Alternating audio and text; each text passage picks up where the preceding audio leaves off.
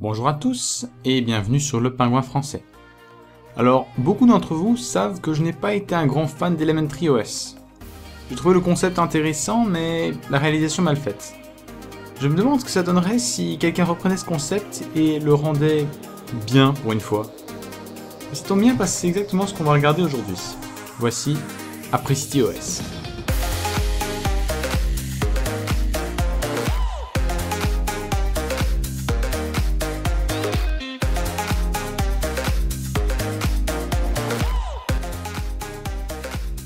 Alors Apricity OS est une distribution qui est basée sur Arch Linux et pas sur Debian.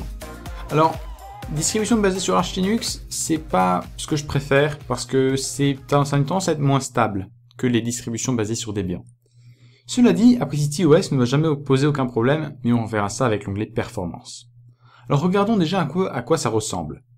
Alors on a une interface GNOME ici avec un dock en bas. Donc vraiment, c'est le GNOME qui est assez classique, changement de bureau et tout ça. On a en bas ici un dock avec Google Chrome, ICE, les fichiers, photos, vidéos, LibreOffice, éditeur de texte, terminal, outils de personnalisation, paramètres et tout le reste avec un petit bouton très pratique. On notera aussi la présence de caféine, ici présent, qui permet de désactiver la mise en veille lorsque vous regardez par exemple un film. Donc si vous regardez un film, vous pouvez cliquer sur ce petit bouton et hop, mise en veille et écran de veille désactivé. Et voilà, là le système ne se mettra pas en veille, il restera toujours éveillé. Très pratique. Alors évidemment, l'interface, je la trouve vraiment très belle, hein, les icônes sont vraiment bien réalisées, dossier personnel et tout ça. On a vraiment une interface très propre, un peu comme ce que Elementary OS cherchait à faire, mais qui reste très fonctionnelle. Le dock ici accueille des applications qui font déjà bien plus de sens que les applications par défaut d'Elementary. Et en général, le système a l'air nettement plus propre et plus réactif. Alors, j'aime beaucoup le set d'icônes, j'aime beaucoup le fond d'écran par défaut, d'ailleurs on peut le changer, mais moi ce qui m'a surtout impressionné c'est ceci, l'outil de personnalisation. Alors oui, l'outil de personnalisation, ça permet vraiment de tout changer très rapidement avec seulement un bouton. Donc vraiment ici on a vraiment beaucoup d'options de personnalisation ici présentes. Malheureusement, tout n'est pas en français. Les traductions ne sont pas parfaites, mais sont quand même bien faites en général, du moins dans la majorité du système. Et vraiment ici on dispose de tout ce qu'il faut pour régler le système. Bon alors j'ai pas parlé des applications, mais c'est parce qu'il y a vraiment rien de très spécial, hein. On notera qu'il y a GNOME, il y a la suite LibreOffice, enfin vraiment les quelques petites choses qu'on veut. Donc tout fonctionne bien, on a même Steam si on veut, un système de backup, caféine, donc une sélection logicielle vraiment bien choisi, il y a rien à dire sur le domaine.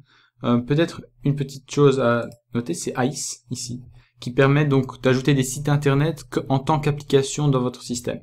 Donc par exemple, on peut nommer l'application, entrer une adresse, et ensuite choisir où ça va dans le menu, bon ici ça n'a pas tellement d'importance, et choisir une icône. C'est comme ça que moi j'ai réalisé ici un petit bouton YouTube. Donc en gros, si je clique sur le bouton YouTube, tout ce que ça va faire, c'est ouvrir une page GNOME, et afficher youtube.com. Voilà. Ouais. Normal. Alors franchement, on va rapidement venir à la performance, juste après avoir jeté un petit coup d'œil au terminal, parce que c'est pas le terminal habituel. C'est un terminal un peu modifié, c'est un PowerShell, si vous voulez savoir. Je trouve ça assez beau. Mais si on jette un coup d'œil aux performances, on voit qu'on a ici une charge d'environ 600 MB de RAM, c'est la charge moyenne pour ce système, et très peu de processeur. Donc Arch Linux est particulièrement efficace, et ici, malgré le fait qu'on a un thème qui soit assez gourmand en ressources, surtout graphiques, le système s'en sort très bien. Donc les mises à jour sont rapides et sont fréquentes, donc il n'y a aucun problème de ce point de vue-là, et même si on est sous Arch Linux, on a quand même encore quelque chose qui ressemble à Synaptic. Alors, franchement, je sais pas exactement ce que c'est, mais ça y ressemble en tout cas. Ça, pas Mac, voilà. Ça permet de gérer donc les logiciels de manière très similaire à ce que vous connaissez sous Debian et sous d'autres systèmes de ce dérivé. Ça évite surtout de s'emmêler les pinceaux avec Pacman et Yaourt et tout ça.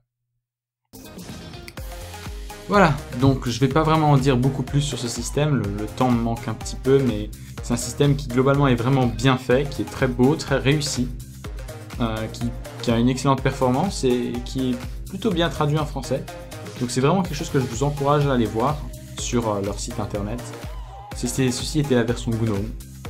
Donc vraiment, je suis vraiment ouvert à toutes vos suggestions, à vos commentaires, tout ce que vous aurez à dire, dites-le dans la section commentaires.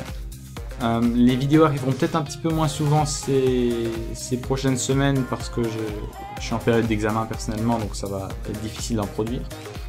Mais voilà, c'était le Parle-moi français et je vous souhaite à tous un super week-end et à la prochaine.